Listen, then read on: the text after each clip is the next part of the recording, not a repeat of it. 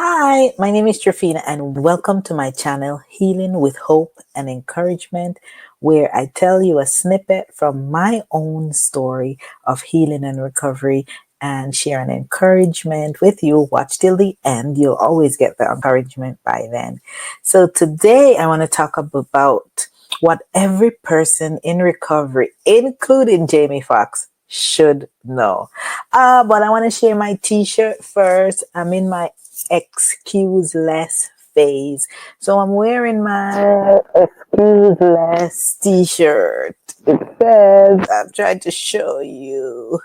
It says I'm excuseless, and at the top it's crossing out. Yeah. It has some of the excuses that we make sometimes, and then it's crossing it out. So it's I'm not enough, I'm afraid, I'm tired, I'm busy. Those are excuses that we make sometimes when we have things to do or progress to make, and we make those excuses, but I'm excuseless. So I'm excuseless today. So I'm going to share with you about what every person in recovery should know, including Jamie Foxx. So if you're trying to survive from any form of recovery, illness, substance abuse, types of trauma, various types of abuse, tragedy. And there are three essential things that you need to know. There's always a survival plan. That's one. There's always the fact that it takes time. And number three, you'll need the strength. And we'll talk about those in more detail. Now, I mentioned Jamie Foxx, and I'll talk about him a little later. And it's because I can relate to him. He can relate to me. We have the same type of stroke. And he said some things in his special that he did that resonated so much with me. And I think if we could tell each other these things that I'm going to tell you now, our recovery would probably be faster and a little more less pressured. So we'll jump right in. But remember to like, subscribe, and share with a friend if you think the information is relevant for them. Share with a friend or family member. But, here's the good news. God has already equipped you with everything you need to deal with this season, this recovery, this suffering that you're going through. Yeah, you're equipped. So I think I told you this before, how daunting it was when I discovered that I had a stroke and now I have to deal with it. And now I have to recover from my illness. And it was an awful experience mentally, physically. And I worried a lot about my children, what's going to happen. I had teenagers. I still have teenagers. And my psychologist told me that it's a process. When you're in the midst of something happening, something bad, something devastating, in the midst of suffering and recovery, you really don't take kindly to hear that it's a process. Nobody wants to hear that. But the truth is, it takes time and it's a process, and you have to develop the strength to go on. So it's interesting because the first one I'm going to talk about is plan. Now, every therapist create a recovery plan for you. It's tailored for each person. No two person has the same plan. And I have personally dealt with all kinds of therapists. I had an occupational therapist, I had a physical therapist, I had a speech therapist or a speech pathologist, and a mental health therapist. And people might ask, why would you need a mental health therapist? Your illness was physical. Well, I needed a mental health therapist to help me to navigate the change. This was a big change for me physically, and it was a big change for my family. And it was just a big change for me financially as well. And so the therapist helped me to navigate hurt, to navigate the loss, to navigate change and transition. And so the plan, though, everybody had a different plan for me. And the plan involved small steps. All of the plans involved small steps, constant adjustments. And while it's not always easy, those plans were designed to help me improve. So each therapist had their own plan. So for example, occupational therapists, they had a plan for my hand, They were going to start with the proximal muscles like the shoulder and the elbow and all those areas. And then there was a specific plan for my hand, because the hand movement are basically maybe the most intricate ones and hardest one. And in addition to my regular plan, I had what you call like extra lesson plan, remedial plan, because they saw that my hand was going to improve well and fast and I had good potential. So they invited me to this optional after hours plan. It's called hand school, I think, or hand something. But I went to that class and it propelled my hand movement much quicker, and I was able to do, those fine grasping activities. And so that was their plan for me. They developed a plan. So if you're in a recovery process, there's a plan that you need to follow. And where physical therapy was concerned, their plan wasn't that I walk right away, because I didn't even have movement. And then I had a little teeny weeny movement, which is a trace movement. So then they adjusted their plan then, because now she has something. And then they worked that plan until I was able to do something else. And then they changed your plan. So, and then eventually I was able to walk. Now, a year and a half, almost 2 years after, I'm still working a plan. Now I'm with physical therapy, working on the plan of balance and getting my whole vestibular system together, which includes my ears and my brain. So apparently they communicate. And if the communication is broken, then you get dizzy.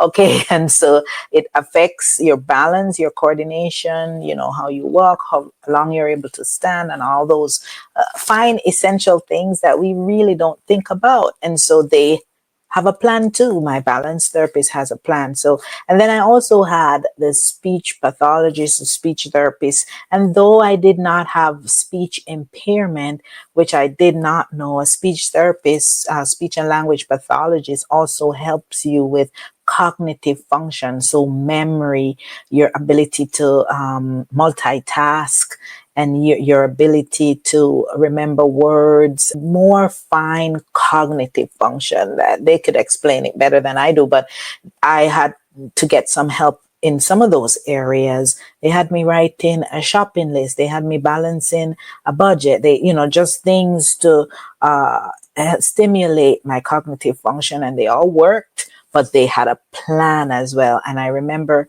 a student was working with me along with the regular speech pathologist, and the student had a detailed plan for me that included everything she was going to do with me daily. And she shared the plan with me, and she shared the plan with the person who was supervising her. And so we all have a plan when it comes on to recovery. Mental health therapy also, they had a plan, and it's interesting how they were, all of them really, because they helped you to choose which part of the plan that you're going to start with first, especially mental health, because there's so many things that you may need to look at. So did you know that if you had a sudden illness, it can represent loss and change and transition? So for example, when I had the stroke, I had a loss of function. And so the therapist helped me to cope with grieving, because whether you lost your function, you lost someone to death, you lose someone via divorce, or whatever loss that is,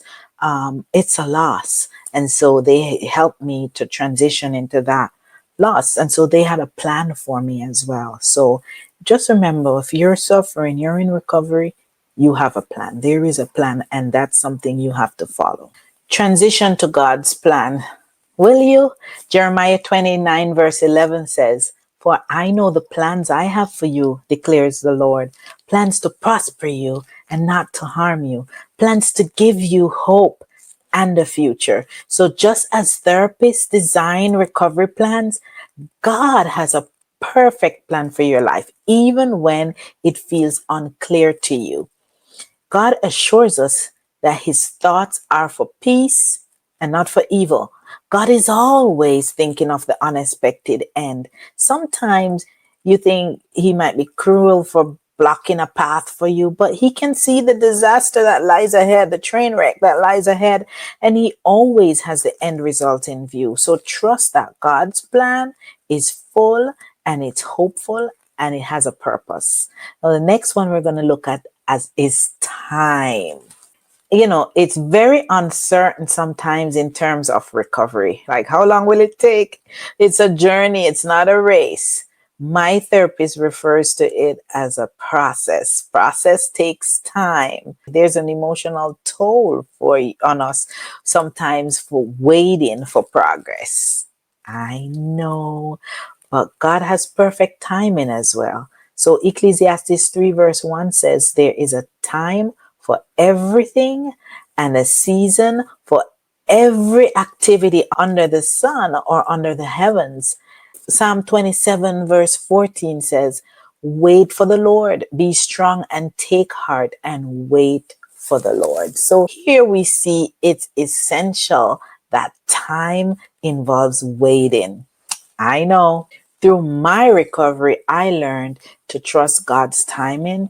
It is never too early or too late when it comes down to God. For us, it seems daunting, but there's a perfect time for everything. Even when the waiting felt overwhelming, fretfully overwhelming, I am still actually waiting for some finer recovery details, milestones, for different things. And sometimes I don't know if they're going to come back to where they used to be. But, I know God's timing is perfecto. It's perfect. And so I have to wait. Time is and waiting is essential. The third thing that you should know if you're in recovery from suffering is that it requires strength. Recovery requires strength, not just physical strength, but emotional and spiritual strength as well. The recovery process lies heavily on spiritual strength. And I did not know that until I was recovering. The celebrity Jamie Foxx spoke about his stroke experience. The speech is a little emotional for me. It is hardcore. For some, the language is, it's Jamie Foxx. But I watched because I could resonate so much with him. He went through a lot of the things that I went through in our recovery, in our stroke. He went through significant challenges and he had to be strong. There was a time when he was very weak. Don't judge me for watching it, but it's my story and it's his story. And I love his story and how he told his story because it's true. But this experience was real for me as much as it was real for him. And so I could relate. When I watched it, I had some tears, I had some laughs. I watched it with my bestie, and she kept looking at me because she knew it was kind of hard. It was bittersweet watching it because it brought back some of the sordid memories that were not so good because his details matched my details. And my bestie is in mental health, so she was checking on me. She wanted to make sure that him telling the story was okay for me because he really got graphic. But I noticed he spoke a lot about God and what God did for him and how God spoke to him. And, we just look at the spiritual aspect when someone has a physical injury and a disease, but really going through a disease, especially a hardcore one such as a stroke, requires spiritual strength to pull through. In those days when you feel hard and heavy, when you feel like you don't want to do it, when you feel defeated, when you feel like nobody understands what's going on with you, when you literally feel dizzy. He spoke a lot about dizziness, and I know that too well. But the spiritual strength is the thing that pulls you through, nothing else. Not your therapist that works with you, not your family members. Sometimes you don't even want people around, but it's that spiritual strength that you can pull from that helps you with your physical strength. It was hard and heavy as I unpacked what Jamie Foxx was saying, but it was true, every bit of it, you know. But people, God's strength is perfect for you. That's why the spiritual part of it is so important. God's strength is perfect. That's who Jamie Foxx pulled from, and he spoke about it and cried about it a lot. And that's who I pulled from too. And that's where everyone needs to pull from during their recovery. Philippians 4, verse 13 says, I can do not anything or some things, I can do all things through him who gives me strength. There were days when my head was in a cloud, literally aching, felt like I just want to stay down all day. And then there were emotional days that were awful. But guess what? When I said, I prayed and said, pull me through this session. I need to go to therapy today. Give me the strength that I need. Nobody understands what's going on in my brain but you. Give me the strength. I can do all things through you. So help me get through this session. Help me get through this balance session, though I went in dizzy, and he's going to give me exercises to make me more dizzy. Pull me through so I won't fall. I know he won't let me fall, the therapist, but pull me through to do the exercises that I need to. I could only get that spiritual strength from God. 2 Corinthians 12 verse 9 says, my grace is sufficient for you, for my power is made strength in your weakness. That's what God says. That's what your Father says. There were moments when I didn't feel strong enough, but relied on God's strength to get me through. If you like this video, please go ahead and share it with someone you know is pretty weak right now, is not sure of his or her plan, and who needs some strength and who needs to rely on timing, God's perfect timing. Share with them and subscribe to this channel. I hope this was encouragement for you today. Remember, friends, there is a plan for your recovery, but also a bigger, huge, super, humongous plan for your life. It takes time, but God's timing is perfect. And while it takes strength, you can draw from God's perfect strength every step of the way. Bye now.